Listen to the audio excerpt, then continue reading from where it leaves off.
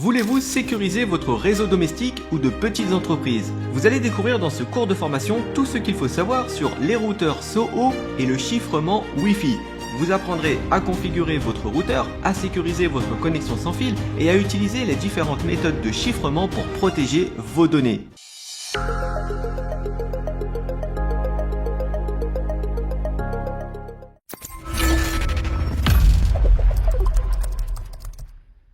Dans ce cours, nous allons parler des routeurs SOHO et du chiffrement Wi-Fi.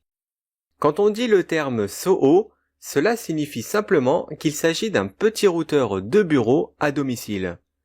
Ce sont des routeurs qui ne coûtent pas très cher et qu'on utilise chez soi, à la maison ou bien dans les petites entreprises.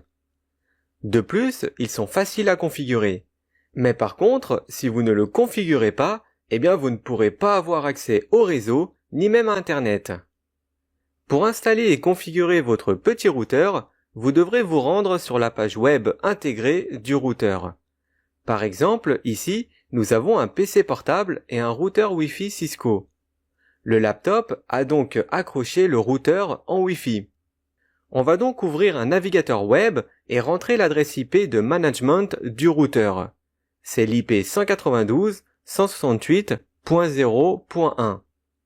On valide en faisant entrer et on nous demande de saisir les identifiants pour y accéder. On rentre le login et mot de passe du routeur et on arrive sur sa page de configuration. C'est ici qu'on peut le configurer pour le faire fonctionner sur notre réseau. Par exemple, on voit que le routeur Wi-Fi a un serveur DHCP d'intégrer et qu'il est capable de distribuer des adresses allant de 192.168.0.100 à .149. C'est grâce à ce DHCP que le laptop a pu récupérer son IP en .100. Alors par défaut, le service DHCP est activé. Si on souhaite, on peut simplement le désactiver en cliquant sur Disable dans les paramètres du DHCP. Si on clique sur l'onglet suivant, on a les paramètres sans fil.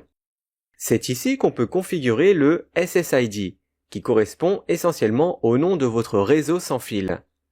Cet identifiant est partagé avec tous les appareils qui sont sans fil et il est personnalisable, c'est-à-dire qu'on peut le renommer comme on veut. Dans l'exemple, le SSID s'appelle routeur maison, ce qui veut dire que n'importe quel équipement sans fil, à condition qu'il se trouve à proximité du routeur, verra la diffusion du SSID qui porte le nom de routeur maison. Et si les équipements disposent en plus des identifiants de connexion, alors ils pourront rejoindre le réseau du routeur Wi-Fi.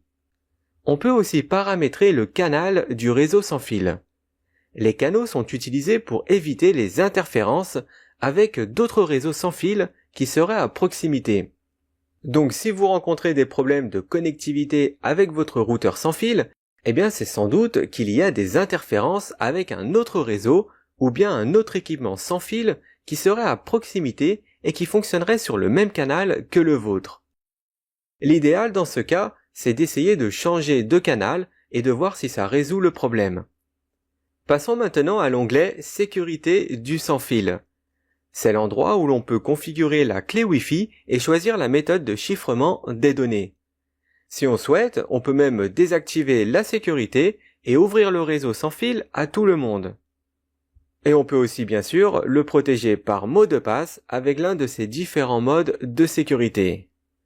Comme on peut le voir, ce routeur prend en charge les modes WEP, WPA et WPA2.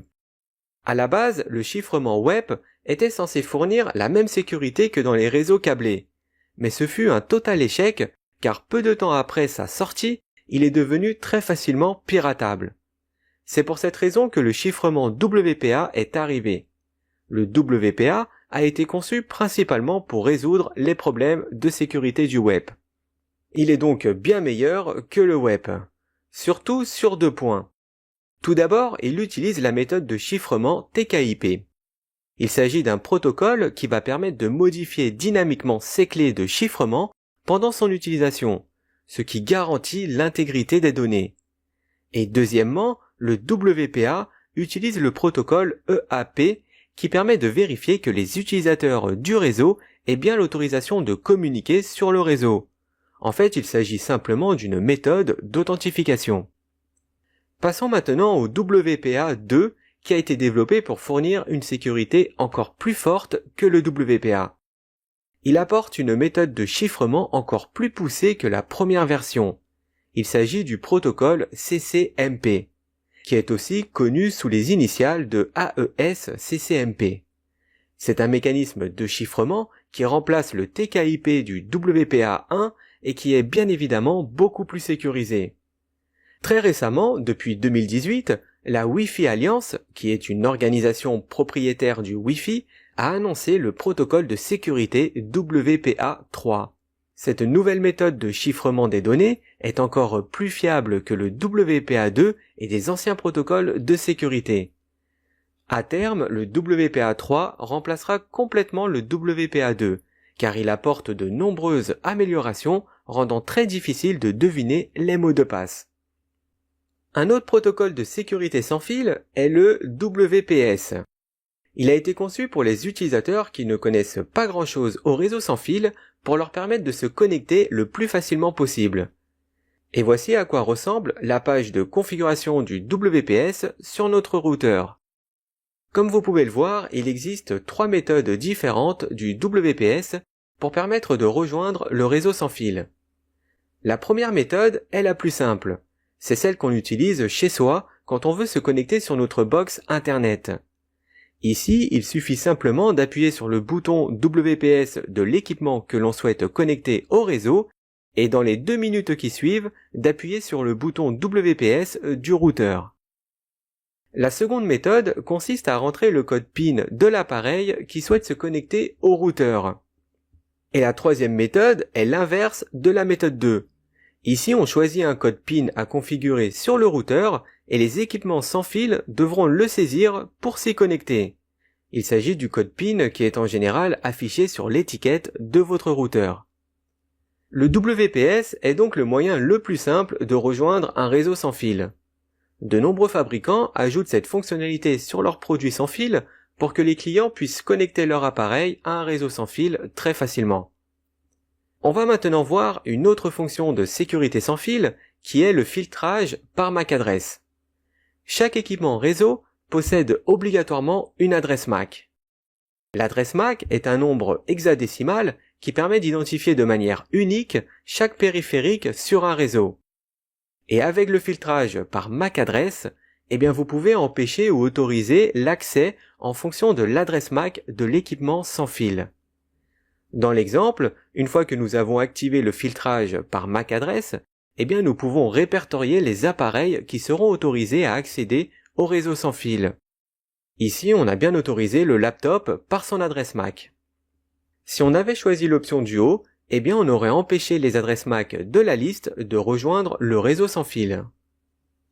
Avant de terminer le cours, on va parler de DMZ, qui est une zone démilitarisée. La DMZ permet à un ordinateur de votre réseau d'être entièrement exposé à Internet.